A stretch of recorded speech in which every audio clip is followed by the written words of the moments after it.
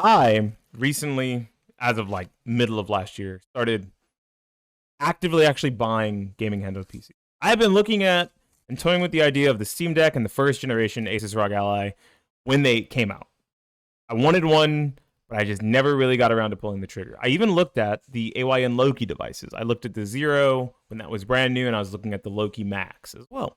Two devices I didn't end up with in the Loki lineup, which is really funny, but I did end up with two other Loki products. I'm coming from the Loki 6600U, which is the second to the top Loki device. Older devices now, older hardware, RDNA 2, Zen 4, Zen 3, right? I think it's Zen 3 or Zen 3 Plus.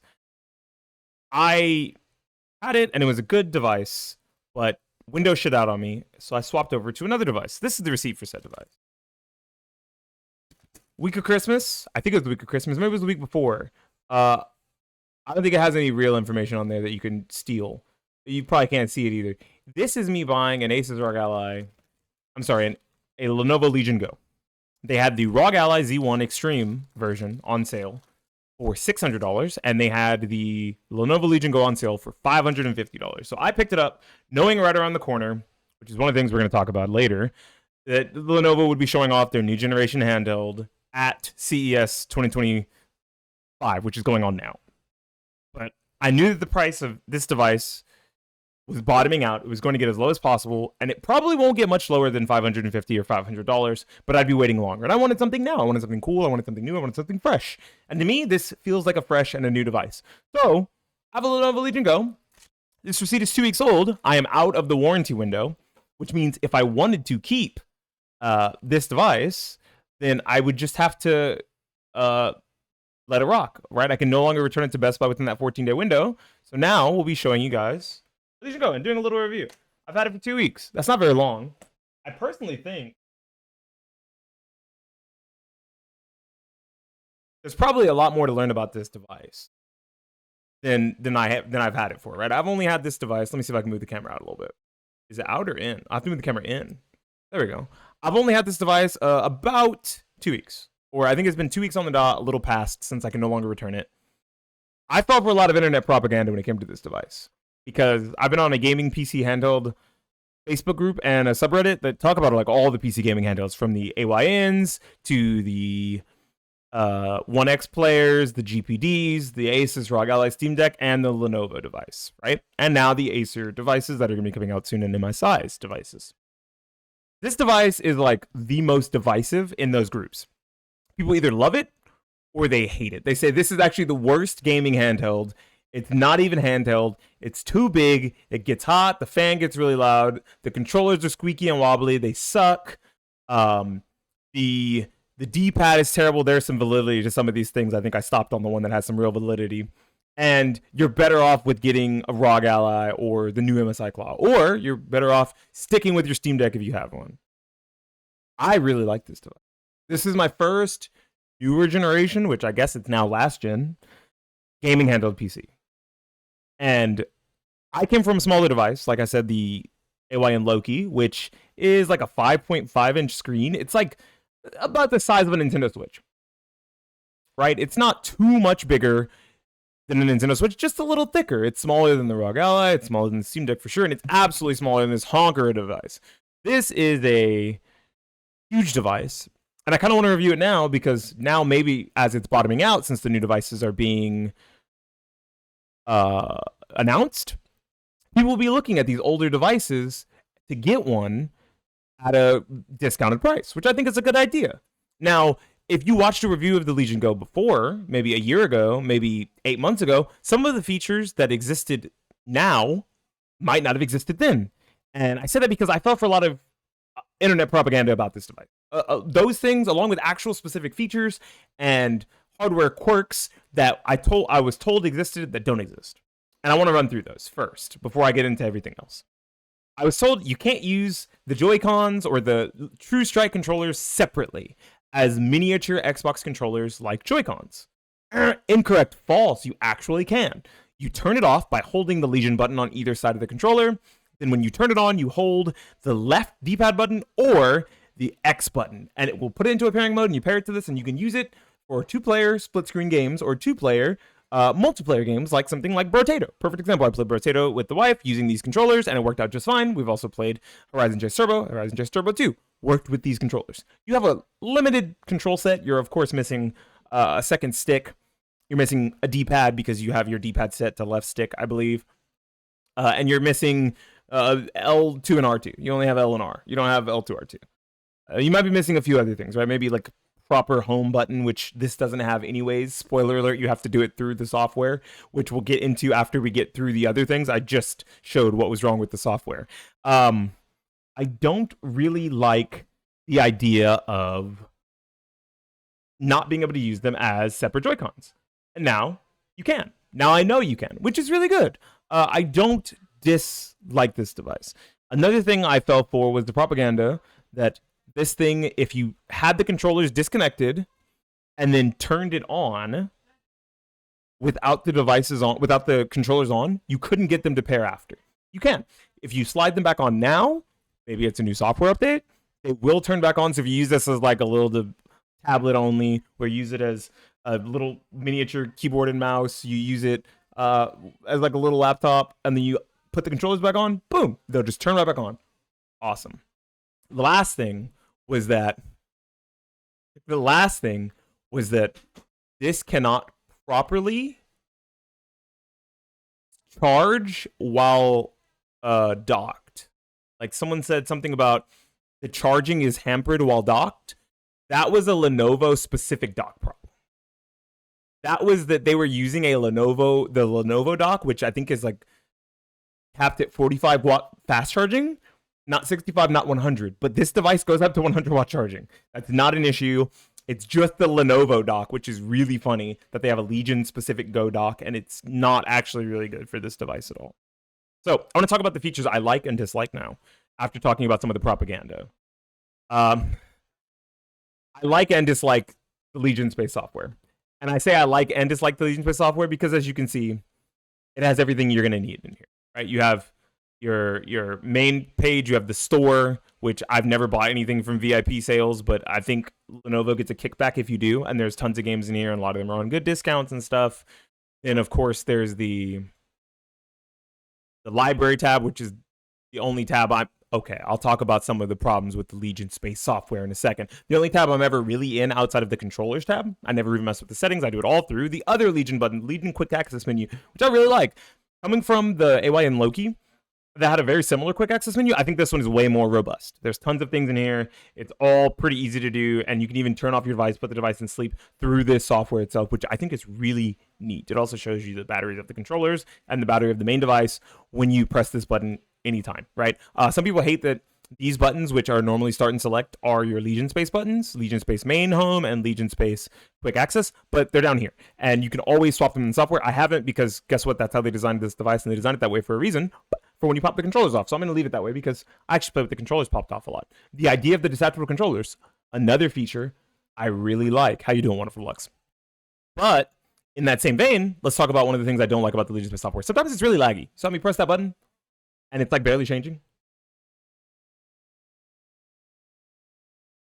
Like it takes forever sometimes to change, but then other times it's extremely smooth, right? And it's kind of awkward, and like sometimes you'll press the button and it'll come up immediately, and sometimes you'll press the button and it won't come up or go away immediately, right? Normally when I press the Legion Space button, this closes, this goes away. It's currently not going away. You're supposed to be able to close Legion Space by pressing the button. It's not doing it. And I pressed this, but the quick access button, it didn't come up. Press the quick access button again, it still hasn't come up, right? Like Legion Space just crashed on camera. Just crashed on camera, right? And then reopened itself. So like Legion Space has some weird quirkiness to it, like all of everything else in Windows, and that's like the worst thing about it. So it's really awkward when you're trying to change something on the fly. Like right now, once again, there we go. It took a little bit to boot up. I like all of the stuff in here, but it's just kind of awkward being able to get to it. I'm going to change the controller vibration to weak. What in the world? Oh, do I have it on FPS mode? I do. Oh, I accidentally had it on FPS mode that whole time. That's so funny. I had no idea. But good. Like I didn't even know I was in FPS mode and it was still working just fine. Maybe that's why it was laggy, but it does it before as well. Another thing I want to talk about that I like is the FPS mode or the mouse mode, and the fact that it has a mouse pad. It has full, nice, robust controls. It has really good triggers, really nice face buttons. I really like the sticks on this, even though they're not full size. All of the menu buttons feel like they're out of the way. There's tons of remappable buttons on the back, and while there's a lot, and it's very easy to press them. Thank you so much for the gifted sub. Appreciate you. While there's tons of remappable buttons on the back, they don't feel like they get in the way. I never really have a problem with them. Whenever I map them to something, like I map these two, they're the only two that I have mapped, I don't accidentally press them. Though people say that it's very easy to do. I have really big hands, so maybe that's like a me thing. Maybe small-handed people have that problem. Not for me. The kickstand, another really good feature. Really like the fact that it has a kickstand. That means if you're using it as a little laptop replacement, boom, it's like a Microsoft Surface. Or if you're trying to play with the Go-Cons or the True Strike controllers, as they're actually dubbed, disconnected, you can set it on a table and play that way. Also, it's really helpful whenever you're using it in FPS mode, which is the same thing you would use it for. So the way that these work is you just pop them off. Boop. And once you do, they will reconnect, and then you can use them as the regular controllers. But you can also throw them in this little puck and turn on the FPS mode. And then the one that you throw the puck in, which has this sensor at the bottom, when you throw the puck in it, it works as a vertical mouse, which is very cool. You can also just hook up a Bluetooth keyboard, and then you have a Bluetooth keyboard, and you have this. So you can do real productivity work if you want to. Screen's a little small. It's smaller than even something like a Microsoft Surface, which some people do use for real productivity. But that's very neat, right? So it works as a miniature laptop. It works as a gaming handheld. It works as a multiplayer machine. This would be the perfect machine to play UFO 50 with a friend if you just disconnect both these controllers and reconnect them as their own separate controllers. Yeah, everyone, UFO 50? Anyone? And the last feature, I think I want to call this machine the jack of all trades, master of none. It's also just a Windows tablet. If I disconnect the controllers and turn off Legion Space, can Legion Space close? Okay, I press the button and Legion Space actually closes. It's just a Windows tablet. Like now I can go to YouTube right now if I want, type in YouTube, and just start like watch YouTube. I could watch Netflix on this, right? Very nice screen. Very big screen. It is a 1600p resolution, which is absolutely insane for gaming, but probably really good for watching media playback, right? And I think the battery would work well for media playback, but for gaming, I'm gonna say it now, it's a 49.2 watt hour battery. You're not getting like ridiculous amounts of performance. I mean, ridiculous amounts of battery life for the performance you're getting. And I know that's one of the issues, but I'm a grown man and I'm usually near a power outlet even when I'm out and about, so I can always charge it when I need to, and my gaming sessions usually aren't longer than an hour anyway, so this device will last me at least that hour, and then I can plug it up. Very smooth, as you see here, and the reason why is because it has a 144 hertz display. It's so smooth, my internet was slow and couldn't even keep up with the fact that I scrolled so far down the page. Very nice. Let me set this off to the side real quick like that, boom, and now it's on the kickstand, right? I love the feature set of this device, and I think if you're looking for a gaming handheld that does a lot more than just be a gaming handheld, I think this is the better one to get out of this and the original Ally, because it has all of the features the Ally has except for VRR, and it has a few extra, right? Like it has two USB-C ports. Wish I could show the other one. It has two USB-C ports, something the original ROG Ally does not have, even though it has the XG Mobile port, but that's not really, it's kind of proprietary, pretty hard to use for most people, very expensive. It doubles as a media consumption tablet. It has detachable controllers. The controllers also reattach very easily, and they feel nice when they reattach. If I could get them to reattach. Talked about how easy it was, and then because I'm doing it on camera and I want you guys to be able to see it, it was a little harder than I thought. Reattach pretty easy, and they make a little click so you hear them. Another thing I dislike, because I talked about how good the controls were, is two things about the controls I don't really like. Or one thing about the controls I really don't like. I don't like this D-pad. I think if you're using this D-pad for just like pressing cardinal face buttons, you're fine. Right? If you're just like trying to scroll through the menu to find your game, or if you're switching a weapon, or doing something very simple with this D-pad, it's very good. It's fine. It's low profile, fast actuation, but it feels really awkward in fighting games. If you're playing fighting games with this D-pad, or precision 2D platformers, something like Celeste or like Towerfall Ascension or games like that, this D-pad kind of sucks. It's not very good. And that's like my biggest gripe with the controls, outside of the ricketiness of the controller at times.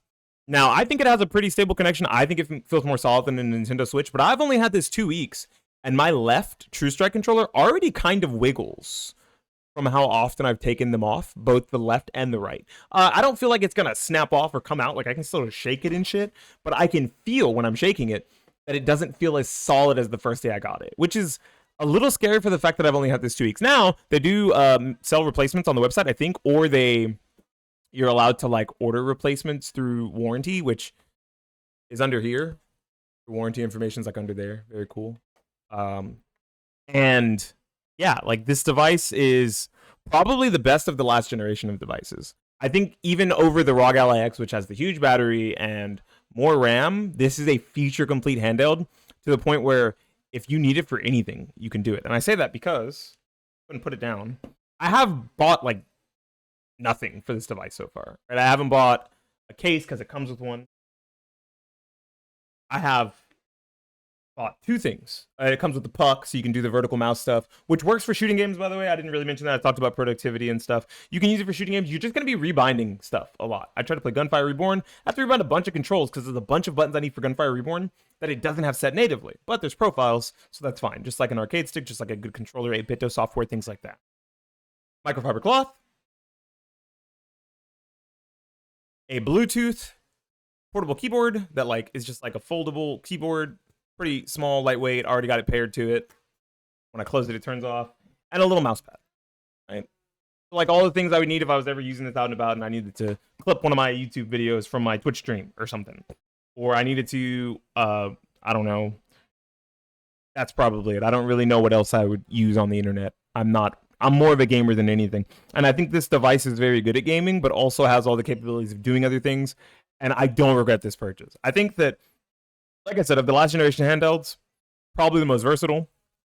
And especially if you can get it at a discounted price, like the $550 I got it for is great, right? If I got this or a basic ROG Ally, no case, had to raw dog it, I'm glad I got this because it coming with a case is a huge plus. It's not really like the greatest case ever. It's really hard, it's sturdy, but like, it doesn't fit anything other than the little puck. Maybe you can fit like the microfiber cloth like I did and the device itself. It's not really going to fit anything else.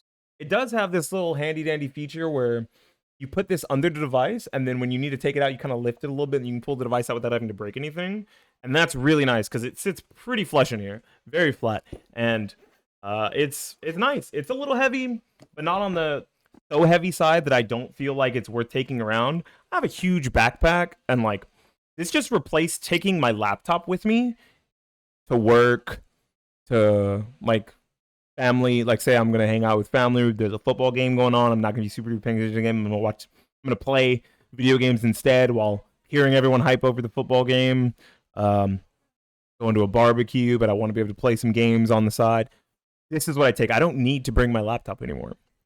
It's crazy that this is actually just mostly a laptop replacement, though I'll still keep my laptop, right? That's the way I think of this, is that it's a gaming handheld that could also be, with a few accessories, a laptop replacement or a small streaming media tablet, right? Speaking of streaming media, I'm sure cloud streaming works just fine on it. Haven't tested it. Emulations has a great chipset. Haven't tested it. Xbox Game Pass, it's just a computer, so it should play all of your Xbox Game Pass games that you're going to be able to play on a ROG Ally or ROG Ally X. This is the Lenovo Legion Go, and I think at its discounted price, if it stays low or if it goes down further because of the Lenovo Legion Go S and Legion Go 2, I think this is the best pickup from last generation.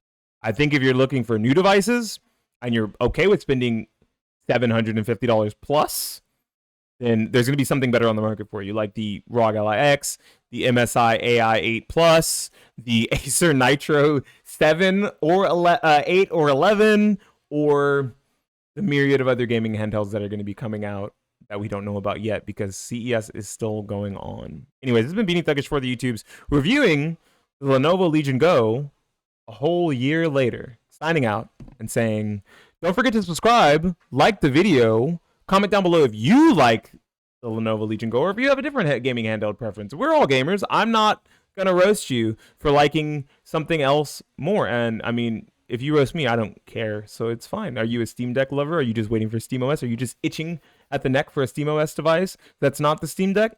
Or are you a Windows gamer and you're playing on something that's not this, like a One X player or a ROG Ally? Leave it down in the comment section down below.